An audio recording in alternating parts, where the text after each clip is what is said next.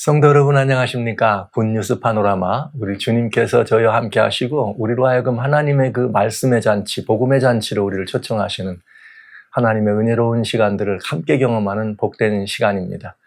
비고도 제자사역에서 여러분들과 같이 나누는 이 이야기들은 늘 말씀드려왔지만 어떤 심오한 교리적 관점에서 바라보는 어떤 성서 진리를 탐하는 시간이라기보다는 우리 주님께서 이 땅에서 계실 때에 보여주셨던 주님의 그 삶의 그 발자취를 따라가면서 정말 주님을 닮기를 원하고 주님을 따르기를 원하는 우리들이 어떤 삶을 살아가는 것이 우리들에게 굉장히 중요한 마땅한 삶인가, 또 정말 주님을 닮았다는 것은 과연 어떤 것을 의미하는가, 이런 부분들을 살펴보는 시간입니다. 그래서 이 시간에 저희는 어떤 때는 때로는 따뜻한 주님의 모습을 보기도 하고 때로는 엄미하게 단호한 주님의 견책과 꾸중도 듣는 그런 시간이 되겠습니다. 그래서 여러분과 함께 제가 이 시간 나누는 것은 제자로서 단순한 그냥 그저 이게 이렇게 덩달아 이렇게 무슨 뭐 어디를 가든 교회를 가든 뭐 이런 덩달아 따라가는 그런 신앙이 아니라 오직 예수님만을 바라보고 마태복음 4:19 너희는 나를 따르라 하신 주의 명령을 따르는 사람들의 이야기를 나누고 있습니다. 이번에는 지금 누가복음 14장에 나오는 1절부터 24절까지 굉장히 중요한 이런 이야기들을 보고 있어요. 근데 왜 성경 속에는 여러 다양한 주님의 행적들이 나오는데 때로는 많은 회중들이 모인 데서 말씀하시고 때로는 제자들만 모아놓고 말씀하시고 때로는 회당에서 말씀하시고 여러 곳에서 주님이 함께 하신 여러 이야기들이 있습니다. 그런데 누가복음 14장의 말씀 속에는 아주 특별한 표현이 있어요. 저희가 엿보고 있더라. 이 말씀은 굉장히 우리들에게 정말 깊이 생각해야 될 명상의 주제가 되는 것이죠. 이 말은 주님을 엿보는 사람들이 있다는 것이고, 이 말은 곧 주님이 계시지 않는 오늘날 주님의 제자들이 있는 이곳에서 주님을 엿봤던 그와 동일한 사람들이 하나님의 교회를, 하나님의 그리스도인들을, 하나님의 제자들을 엿보고 있는 이런 상황이 여기 연결이 되는 것이기 때문에 여기에 나와 있는 이 말씀들은 우리에게 따뜻한, 정말 때로는 따뜻한 경고가 될 수 있는 그런 시간이 되겠습니다. 그래서 지금 지난 2번에 걸쳐서는 먼저 이렇게 안식일에 엿보는 사람들에게, 안식일에 엿보는 사람들에게 주님께서 고창증 등진 병자를 고치는 장면. 그런가 하면은 또 이제는 주님께서 잔치에 이렇게 모여있는 사람들이 높고자 하는 마음, 서로 이렇게 자신들을 이렇게 높이고자 하는 그런 마음들을 가진 것들을 주님이 이렇게 그러지 말라 말씀하시면서 사실은 거기 있는 사람들을 위한 교훈이지만 밖에서 엿보는 사람들에게 천국의 삶이란 이런 것이다를 지금 보여주고 있는 것이에요. 근데 아직 이 엿보는 일들이 끝나지 않았습니다. 이 2번 더 엿보는 삶에 대한 이야기가 나오는데 오늘은 여기 14장에 나오는 말씀 가운데 12절부터 14절 청한, 이번에는 잔치에 참석한 사람들이 아니라 잔치에 초청한 주인, 잔치에 말하자면 호스트를 상대로 해서 주님이 주시는 대단히 중요한 말씀이고, 또 오늘날 현대교회가 이 부분에 대해서 정말 대단히 깊은 이 생각을 가지고 살아야 될 이야기가 오늘 들어있겠습니다. 오늘 이야기는 누가복음 14장 12절로 14절에 있는 말씀이에요. 또 자기를 청한 자에게 이르시되 내가 점심이나 저녁이나 베풀거든 벗이나 형제나 친척이나 부한 이웃을 이렇게 초청하지 말라. 뭐 하지 말라? 부한 이웃을 초청하지 말라. 이렇게 돼 있네요. 그리고 두렵건대 그 사람들이 너를 도로 청하여 내게 가품이 될까 한다. 그러니까 별로 이렇게 은혜를 나누는 자리가 안 된다는 거죠. 내가 뭔가를 베풀었더니 또 나를 불러다 베풀면 서로 가품이 되는 거니까 은혜라는 말은 말이죠. 갚을 길이 없을 때 그것이 은혜인 거예요. 저희가 하나님에게 은혜를 얻었다 하는 이유는 우리는 그 은혜를 갚을 길이 없기 때문에 은혜라고 하는 것입니다. 만약에 우리가 갚을 길이 있다 그러면 갚으면 그건 삭시되는 거죠. 이런 의미로 우리가 이해할 수가 있겠습니다. 그래서 여기 잔치를 배설하거든 차라리 가난한 자들과 병신들과 저는 자들과 소경들을 청하라. 장애인들을 청하라. 그리하면 저희가 갚을 것이 없는 고로 내게 복이 되리니 이는 의인의 부활 시에 내가 갚음을 받겠다 이렇게 하시더라. 이렇게 되어 있습니다. 세 계절에 포함되는 이야기지만 오늘 우리는 굉장히 중요한 이야기를 살펴봐야 합니다. 제가 먼저 좀 보기를 원하는 건데, 첫 번째는 오늘 이 그리스도인들이나 교회에서 하는 세 가지 아주 중요한 거짓말들이 있어요. 중요한 거짓말. 이 거짓말이란 이제 뭘 말하느냐면, 거짓말이란 뭐 더 많지만 이건 오늘 이번에 여기 이 성경과 겸해서 말씀드리는 이 세 가지입니다. 첫째는 뭐냐? 마태복음 5장에 보면은 44절에 내 원수를 사랑하라. 그리고 너를 핍박하는 자를 위하여 기도하라. 이렇게 되어 있습니다. 그러면 우리는 그 말씀을 들을 때 아멘, 제가 그러겠습니다. 아멘이란 말은 진실입니다. 사실입니다. 나도 그렇게 하겠습니다. 이런 대답을 한 것이거든요. 그런데 여러분, 내 원수를 내 몸처럼 사랑하라. 답은 아멘 했지만 실제로 사랑이 됩니까? 안 됩니까? 혹간 핍박하는 자를 위하여 기도하는 사람들을 우리가 보기는 하지요. 그러나 실제 그것이 어떻게 보여지는 것인지 진실된 것인지는 하나님만 아시지만, 그저 제가 생각하건대 저를 포함해서 우리 모두가 이 부분에 대해서 자유롭지 못해요. 이건 하나님께 정말 거짓말한 것 같아요. 왜요? 내라고 대답은 했지만 여전히 우리는 내 원수를 사랑하라는 말이 우리 삶 속에서 실천이 잘 됩니까? 안 됩니까? 잘 안 됩니다. 잘 안 돼요. 또 이게 두 번째 우리들이 이렇게 잘 안 되는 말이 있는데, 그건 뭐냐면 사무엘상 16장 7절에 보면은 선지 사무엘이 하나님의 명령을 따라서 임금될 다윗에게 기름을 부어 가는 사건이 벌어져. 거기에 사무엘이 다윗의 아버지인 이새에게 가서 아들들을 데려오라 그랬더니 그냥 아들이 맏아들 엘리압이 오는데 그냥 귀골이 장대하고 눈이 부라부라하고 그냥 얼굴이 붉고 그냥 하나님이 이만하면 왕으로 삼으실만 하겠다. 그래서 그의 기름 부었더니 노노노노노 사무엘 아니야 그러지 마.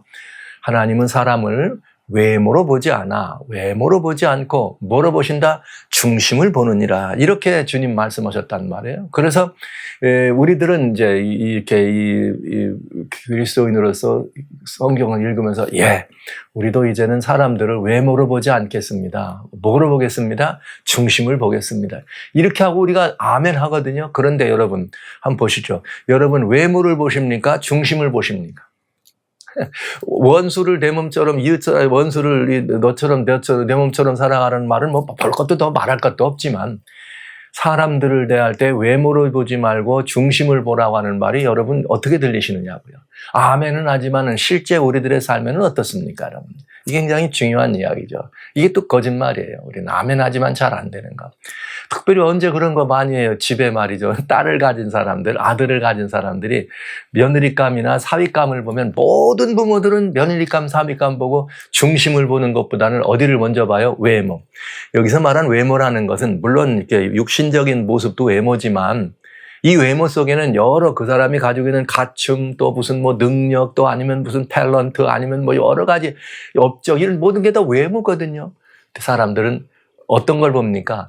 또 개인적으로 자신의 일을 하더라도 내가 누구와 좀 사귐이 있거나 누구를 좀 만나야 되겠다, 누구를 좀 이렇게 뭘 같이 해야 되겠다 이러면 우리들 자신도 무엇을 우리가 먼저 봅니까? 그게 외모를 본다. 물론 외모가 어떠하냐에 따라서 그의 속사람을 우리들이 이렇게 얼핏 판단할 수도 있죠. 그러나 사람들은 속습니다. 외모는 때로는 진정한 성품이나 품성의 대변보다는 처세 이 대변이 더 많으니까요. 이게 우리 현실 속에 있거든요. 그래서 우리는 외모를 보지 말고 중심을 봐라 하는 하나님의 말씀을 들을 때 아멘은 하지만 실제 우리들의 삶에서는 그 모습이 잘 드러나지 않습니다. 그래서 제가 이런 거짓말이다, 이건 정말 우리가 드리는 거짓말이다 하면서 여러분에게 제가 이렇게 거짓말이라는 표현을 써가면서까지 이렇게 좀 직접적으로 여러분 우리들의 모습을 좀 이렇게 말씀을 드립니다. 세 번째는 뭐냐? 세 번째는 바로 오늘 지금 우리가 읽은 누가복음 14장 여기 13절입니다.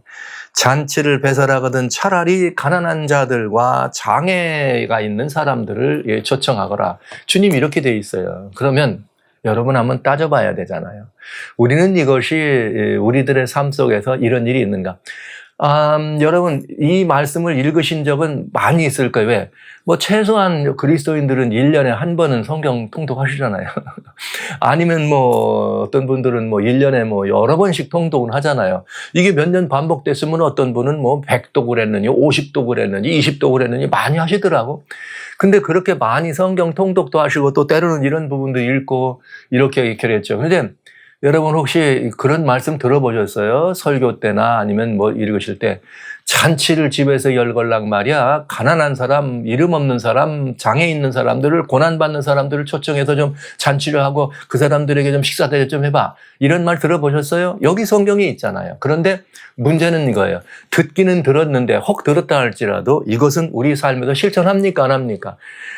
이 말씀을 들을 때는 예, 아멘 하지만은 실제 우리 삶에서는 이런 일은 일어나지 않는다. 제가 단적으로 말씀을 드립니다. 이게 좀 따져볼 만한 이야기가 되는 것이죠. 지금 말이죠. 이 세 번째 하는 거짓말은 앞에 두 번보다도 더 거짓말이 더 심해요. 왜냐하면 두 번은 우리가 생각이라도 하고 안 되면 주여 어떻게 하면 좋죠. 이렇게라도 해보지만은 하고 나서 뉘우치는데 이 부분은 안 하고 뉘우치지도 않잖아요. 네. 안 하고 뉘우치지 않아. 이런 부분들을 우리가 보는 거죠. 여러분 한번 우리는 주님을 따르는 제자들의 모습이니까 한번 따져볼까요? 사랑하신 형제자매 여러분, 성도 여러분. 여러분들은 과연 여러분의 식탁 앞에 여기 말씀하신 것처럼 여러분이 글을 잘 알지 못하고 아니면 여러분들 가까이 있는 주변에서 고난받는 사람들 아니면 좀 어려운 사람들, 힘든 사람들을 초청해서 그들에게 진심으로 이렇게 따뜻한 밥 한 그릇을 대접해 본 적이 있는지, 지나가는 어떤 사람들에게 대접해 본 적이 있는지, 저 자신을 돌아보면서도 여러분들 앞에 저는 이 문제에 대해서 참 이렇게 뭐라고 할까요? 자유롭지 않다. 솔직히 고백합니다. 고난받는 사람들, 어려워하고 힘들어하는 사람들과 같이 이렇게 대면하는 건 목사기 때문에 얼마든지 그런 일들은 가능합니다. 그런데 또 이렇게 길을 가다가든지 아니면 어떤 사람들을 만날 때 또 장애가 있는 사람들이나 어떤 고난을 받는 사람들을 내가 그들을 가까이 불러서 그들에게 뭐 지나가다가 프리웨이 옆에서나 어디 내거리 옆에서 뭐 이렇게 이 동전 한 입 아니면 뭐 이 지폐 한 장을 드리는 이런 거 말고요. 물론 그것들은 여러분들이 뭐 늘 잘 하시리라고 생각합니다만은 그렇지 않고 뭐 멀리 찾을 거 없죠. 이웃에서라도 아니면 뭐 이렇게 교회 내에서라도 이런 일이 있는지 한번 생각해 보십시오.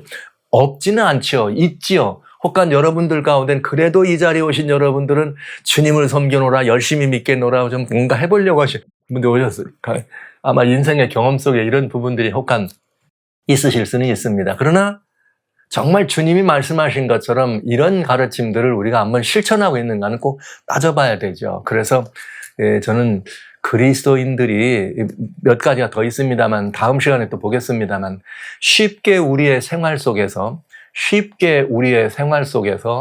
정말 하나님 앞에서 우리가 대답은 쉽게 하고 대답은 잘했지만은 실천하지 못하는 우리들의 거짓말 이런 부분들이 있다 하는 것을 미리 돌아보면서 오늘 저희는 누가복음 14장에 나오는 이 말씀 속에는 이 세 번째 이 가르침이죠. 이건 뭐냐면 너희가 사람들을 초청할 때 너 유명한 사람들 이런 사람들을 이렇게 하지 말고 가난하고 힘들고 장애 있어서 어디라도 예수님 당시에 장애라고 하는 이런 부분들은 또 가난이라고 하는 부분들은 사람들에게 마치 그건 정죄나 저주의 대상처럼 이렇게 피해지는 이런 경우의 모습이었기 때문에 지금도 아니라고 말할 수는 없습니다만은 그런 부분이 있었습니다. 그래서 그들을 데려다가 초청해서 이렇게 먹어라, 대접해라 이런 말씀을 우리는 듣는 것입니다.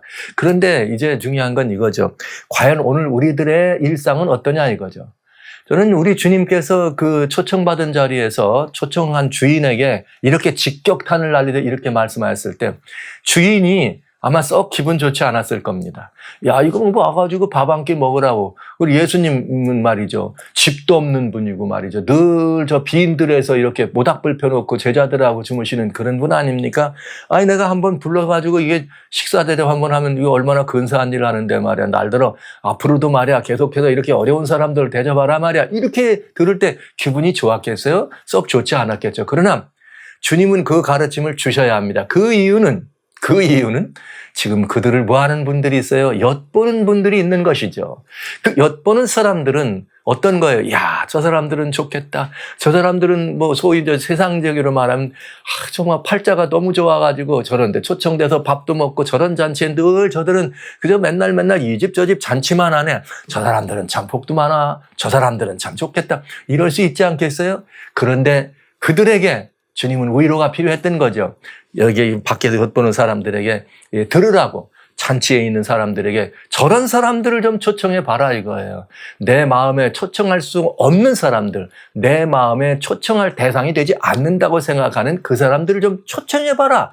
이건 굉장히 중요한 이야기가 되겠습니다. 오늘 저는 이 이야기는 정말 예수님 계실 때 그 사람들이 있는 거기다 이런 말씀을 하셨지만 오늘 기독교가, 오늘 우리 교회가, 오늘 저와 여러분이 들어야 될 아주 중요한 주님의 권고라고 하는 것입니다.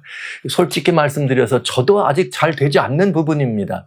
저도 이 부분에 대해서 물론 이런 핑계를 댈 수는 있어요. 어떻게 살다 보면은 이런 경우가 그렇게 쉽지는 않잖아요. 그렇게 늘 우리 성도들 어울려가지고 안에 있다 보면은 제가 일부러 어딜 가가지고 찾기 전에는 이런 경우가 일어나지 않으니까 핑계죠. 그러면서 주여 제게는 이런 기회가 없었습니다. 있었더라면 할 뻔했는데 이렇게 핑계댈 수는 있었겠습니다. 그러나 저도 솔직하게 여러분들에게 이 부분에 대해서는 정직하지 않습니다. 자유롭지 않습니다. 저도 이 부분에 대해서는 읽을 때마다 주여 제 마음이 이 부분에서 너무 부족합니다. 어떻게 하면 좋을까요? 제가 제 지금 처지와 형편에서 어떻게 하면 좋을까요? 그러면서 또 꼭 제가 변명하는 거죠. 제 처지. 제 처지가 무슨 누구를 초청해서 뭘 어떻게 할지 이런 상황이 아니라면 그게 핑계거리가 되는 거죠. 그러나 우리는 삶의 다양한 형편을 자기의 삶의 여러 가지 다양한 형편들을 마르파이 한다면 그 상황에 맞도록 어렵고 힘든 사람들에게 더 많이 관심과 더 많은 손길을 펼칠 수밖에 없는, 펼쳐야 하는 이런 이 삶을 주님은 우리에게 요구하신다는 것을 오늘 꼭 한번 우리가 기억했으면 참 좋겠습니다.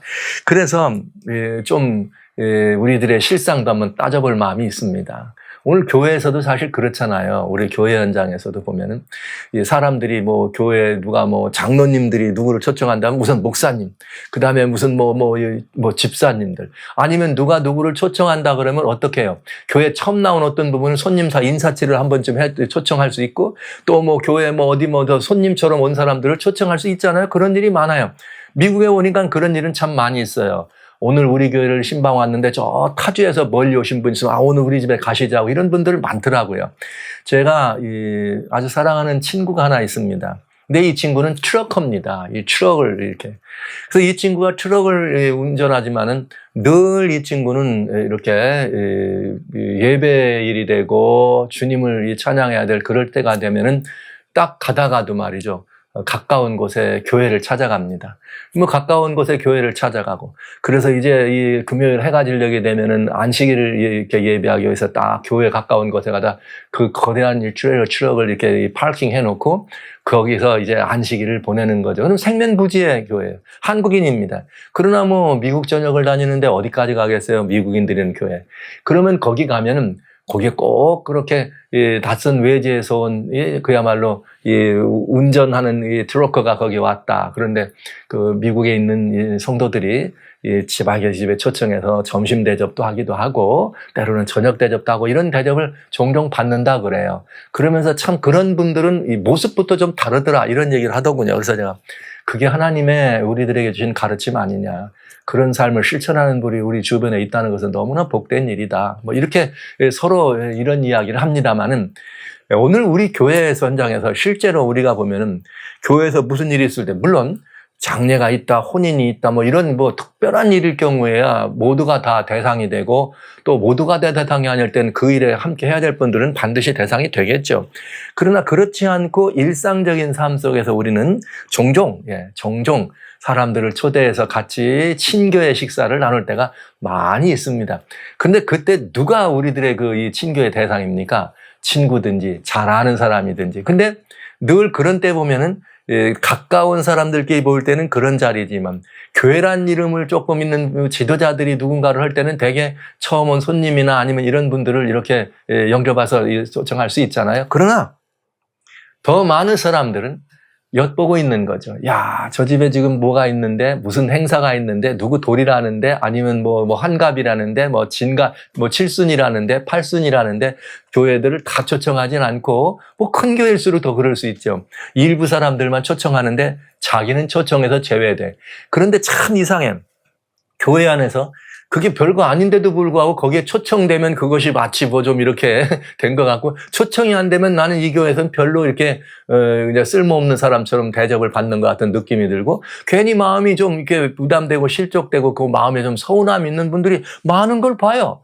그래서 이제 뭐 주보나 이런 데 누구들을 초청한다, 이런 어디 교회마다 있으니까 어디 무슨 일이 있는데 뭐 이번 누구를 초청합니다 이럴 때 모두가 대상이 아니고 선별된 대상이 되면 늘 거기 빠진 사람들은 소외감을 느끼고 그것 때문에 섭섭함을 느끼고 마음이 불편해지지요. 이런 것들이 우리 교회에서도 너무나 비일비재한 것을 우리는 알게 됩니다.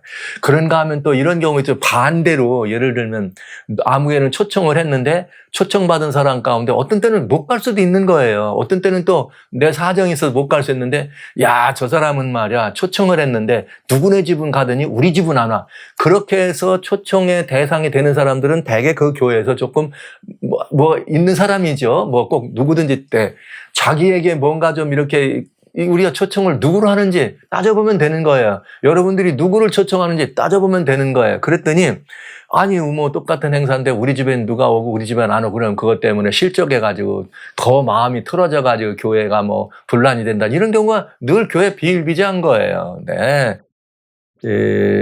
사역을 하다 보면은 뭐 여러 교회 일이 있습니다. 뭐 때로는 뭐 시민분들 이사도 할 수 있고 여러 가지.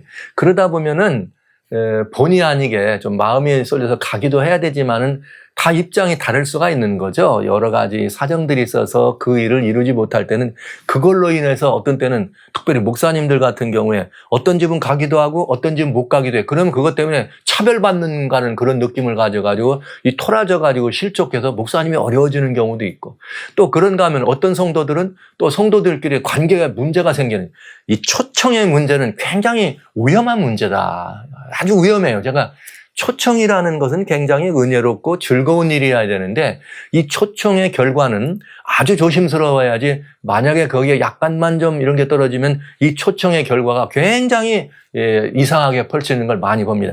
지금 아니라고 하지 마시기 바랍니다. 제 말씀을 듣는 여러분들, 여러분 교회, 여러분 가정도 그런 경험이 있었을 것이라고 생각합니다. 우리 모두의 다 제자로서 회개의 제목이라 생각해요. 왜냐? 우리가 거짓말한 거죠. 네. 때로는 우리들이 그런 초청을 하지 않고 아무나 다 초청하지 않고 꼭 올만한 사람들, 되게 좋은 필요한 사람들, 유익된 사람들만 초청하는 자리인데, 그랬는데 그 사람이 안 오면 내가 토라지는 거죠. 그러니까 이기적 나의 그런 그 관점에서 출발된 초청인 것입니다. 그런가 하면은 그렇지 않은 것일지라도, 그렇지 않을지라도 이렇게 초청의 대상이 누군가에 따라서 어떤 사람들은 또 저 집도 뭐 나는 안 갈 거야 이렇게 해가면서, 초청은 뭘 또 설명해줘요? 관계를 설명해주기도 한다는 거죠. 그래서 여기 예수님이 그 자리에 있는 사람들이나 초청하는 주인이나 엿보는 사람들에게 천국을 보여주고 천국의 삶을 알려주기를 원하는데, 그 초청에는 대단히 중요한 의미가 있다는 것을 우리들에게 알려주시는 것입니다. 그래서 이것이 오늘 우리 교회 현상이고 교회 현장에서 일어나는 일이라는 것을 바라보시면서, 사랑하신 성도 여러분, 우리는 주님의 이 권면의 말씀을 따라야 합니다. 사람을 외모로 보지 않는 사람들, 원수도 사랑할 수 있는 사람들. 그래서 원수처럼 오히려 교회에서 어떻게 저 사람이 저 사람들을 하고 불러다 밥을 먹냐 이렇게 할 정도로 좀 해야 안 되겠어요? 누가 봐도 저분들은 사이가 안 좋은 것 같은데 웬일이야 저분을 불러다 밥을 먹네? 이런 일들이 교회 안에 일어나야지만 그 교회는 어떻게 해요? 따뜻한 교회, 그런 불화가 없는 교회, 다툼이 없는 교회의 모습을 세상에게 보여줄 수 있다 하는 것입니다. 교회의 참된 모습은 어떤 모습이냐? 교회의 참된 모습, 그리스도인 신앙의 참된 모습은 어떤 모습이냐? 천국엔 문턱이 없다. 천국엔 문턱이 없다.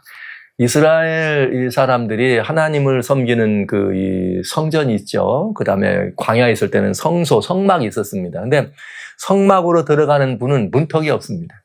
또 성전에 들어가는 그 예배를 위해서 성전에 들어가는 그 성전에도 문턱이 없습니다. 그리고 그 문은 항상 열려 있어야 합니다. 어느 때라도 들어갈 수 있습니다. 누구라도 들어갈 수 있습니다.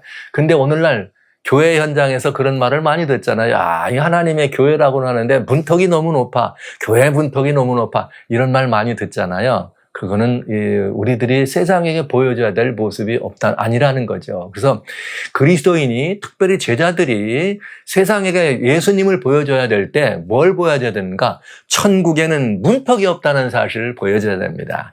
천국은 그렇기 때문에 사람들의 외모의 겉모습이나 그들의 모든 가침이나 듬이나 있음을 통해서 그들이 어떤 천국의 잔치에 초청받는 그런 분위기에서 제외되거나 떨어지거나 이탈되는 그런 일이 없다는 것을 보여줄 수 있어야 된다 하는 것을 여러분 우리 꼭 기억했으면 참 좋겠습니다. 천국에는 문턱이 없어요. 그래서 여러분 잘 아시잖아요. 우리 이사야 11장이나 65장이나 이런 곳에 보면은 뭐가 나옵니까? 그때에 예수님의 통치가 이루어지는 메시아의 제국이 이루어지면 그때 일어나는 일들에 대해서 얼마나 많은 일이 있어요. 이리와 어린 양이 말이죠.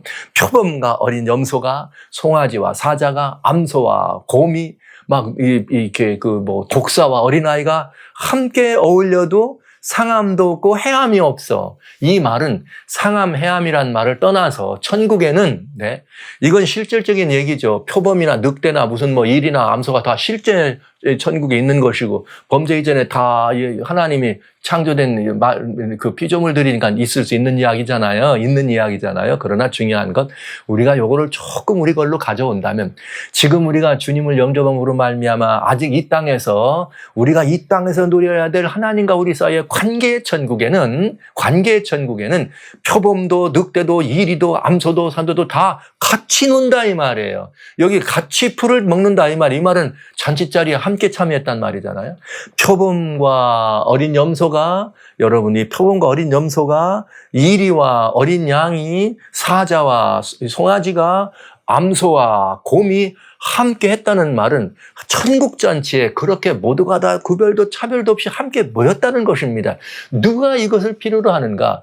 이 세상에서 차별대우가 있고 이 세상에 구별이 되는 것으로 말미암아 상처 있고 이 세상에서 겉모습을 바라보면서 속마음을 몰라주는 사람들로 인해서 아픔 있는 저 엿보는 사람들에게 천국엔 그런 것이 없다는 걸 보여줘야 안 되겠습니까? 물론 여기 이게 지금 이것을 인생의 비유로 말한다면 표범과 같았던 박용호도 주님을 만났더니 양처럼 돼서 양과 어울릴 수 있는 거고, 늑대와 같은 박용호도 주님을 만났더니 뭐처럼 되는 거예요? 어린 염소와 같아가지고 이렇게 거듭나서 그렇게 되더라. 제가 사자와 같은 박용호도 주님을 만났더니 어떻게 되는 거예요? 완전히 이 사자가 빠져버리고 모양은 사자 모양이었지만 외모는 겉에는 누구예요? 이 어린 송아지와 같이 놀 수 있는 그런, 이런 것이 교회요, 그리스도인 세계요, 제자들의 삶이요, 그리스도인의 삶이라고 하는 것입니다. 이것을 우리는 엿보는 사람들에게 어떻게 보여줘야 돼. 그럴 때 그들이 천국을 사모하고 흠모하고 천국의 시민 되기를 원치 않겠습니까? 사랑하신 성도 여러분, 천국 문에는 문턱이 없습니다. 오늘 이 시간 이후로 우리 모두는 다 하늘 백성으로서, 하늘 신민으로, 주님의 그리스도인으로서, 주님의 제자로서 어떤 사람들을 대하든지 외모로 판단하지 아니하고 그 안에 있는 하나님의 형상을 바라보면서 외모로 판단하지 아니하고 우리와 그들의 관계 안에서 있어야 될 그런 다양한 문턱들을 없애버리시고, 그것이 교회라면 이 형제, 자매, 누구든지 함께 이렇게 어울려서 사실은 그가 어린 양이고 내가 늑대였다는 사실을, 그가 어린 염소고 내가 표범이었다는 사실을, 그가 송아지였고 내가 사자였다는 사실을 솔직히 인정하면서 우리가 다 함께 더불어 아름다운 마음으로, 그리스도인들은 유대인이나 헬라인이나 종이나 자주자나 남자나 여자 없이 다 그리스도 예수 안에서 하나라고 하는 천국 신민의 모습을 보여줘야 될 의무가 있겠습니다. 이것이 제자들의 삶이란 사실을 오늘 성경은 우리들에게 보여주고 예수님을 엿보는 사람들에게 그렇게 가르쳐 주신 것입니다. 그래서 우리도 그 모습을 흠모하고, 사랑하는 성도 여러분, 우리가 이 땅에서 그런 천국의 삶을, 우리가 살아가면서 그런 천국의 삶을 보여주었으면 얼마나 좋겠습니까? 여러분 모두 그런 삶의 한복판에 함께 들어와 주시기를 주의 이름으로 소원합니다.